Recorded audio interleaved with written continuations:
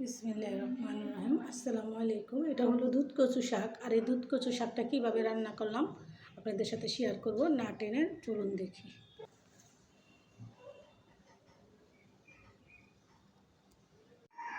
লকলকে কচু শাক একদম গৃহস্থের থেকে আনা, তাজা। দেখেন কত সুন্দর দেখতে, কিন্তু অনেক সুন্দর, লোভনীয়। এই কচু শাকটা কী করে রান্না করব, কচু শাকটা তা সেটা আপনাদের সাথে শেয়ার করব। আমার ভিডিওটা না টেনে দেখবেন। এটা হলো দুধ কচু শাক।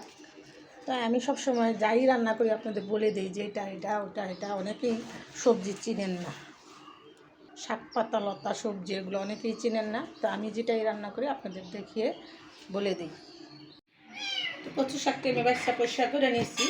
দেখেন কচু শাকগুলো কিন্তু একদম শাপলার মতো, এটি তেঁতুল দিয়ে আমাকেও খাওয়া যায়। তো আমি এগুলো কুটা বাইসা নিয়েছি, পাতাগুলো আমি পরিষ্কার করে নিয়েছি। এই দুধ কচু পাতা আর দুধ কচু খাইতে কিন্তু অসাধারণ স্বাদ লাগে। আর যদি ইলিশ মাছের মাথা দিয়ে রান্না করা যায় তাহলে তো কোনো কথাই নেই, অনেক সুস্বাদু হয়। আমি এগুলো একটু কুচু কুচু করে কেটে নেব। দুধ কচু কাইটা থুইলে কিন্তু লাল লাল দাগ হয়ে যায়, তার জন্য কচু লগুলোকে ধুয়ে নিতে হয়। কাইটা এরকম করে কাইটা নিব সম্পূর্ণগুলো, আর সব কুটা বাছা করে নিব। দেখতে থাকুন। এখানে আমি বেশি করে কাঁচামরিচ, রসুন আর সামান্য বেশি পেঁয়াজ নিয়ে নিই। রসুনটাই বেশি আর কাঁচামরিচটাই বেশি, ঝাল ঝাল করে রান্না করব।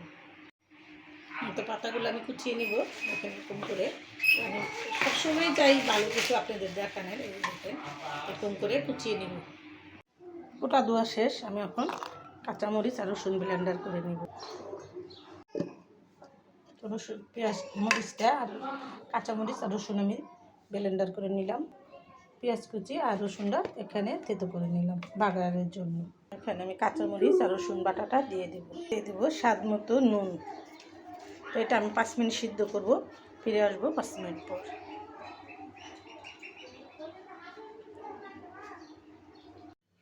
শাকটা আমার সিদ্ধ হয়ে গেছে, আমি এখন বাগার দিয়ে দিব। এখানে আমি রসুন থেতো করে নিছি আর পেঁয়াজ, এটা দিয়ে আমি বাগারটা দিব। আমি সবসময় রান্নার সময় সতর্কবাণী দিয়ে থাকি, চুলা কমিয়ে রান্না করবেন, দুর্ঘটনা দিয়ে চলবেন, বেঁচে যাবে হাজার হাজার জীবন, বেঁচে যাবে লাখ লাখ টাকা। আমার এই সতর্কবাণী আপনি মেনে চলবেন, চুলা থেকে একটু দূরে সরে রান্না করবেন। আমি নিজে সচেতন আর আপনাদেরকেও সচেতন করি। আপনারা নিজেরা সচেতন থাকবেন, অন্যজনকেও সচেতন করে দেবেন। দিয়ে দিব সামান্য একটু হলুদের ফাঁকি। তো আমার বাগারটা হয়ে গেছে, আমি এখন কচু শাকটা দিয়ে দিই। দেখুন কালারটা কত সুন্দর আসছে। তো আমি যাই রান্না করি আপনাদের সাথে শেয়ার করি। আমার ভিডিওগুলো আপনারা অনেক ভালোবাসেন, আমি জানি। আপনাদের দোয়ায় আর ভালোবাসা আমি অনেক দূর আল্লাহর মতো এগিয়ে গেছি। আপনারা ভালোবাসা দেন বলে আমি একটু দূর এগিয়ে যেতে পারছি। আমার ভিডিওগুলো ভালো লাগলে অবশ্যই লাইক করবেন, শেয়ার করবেন, আর নতুন নতুন ভিডিও পেতে সাথেই থাকবেন।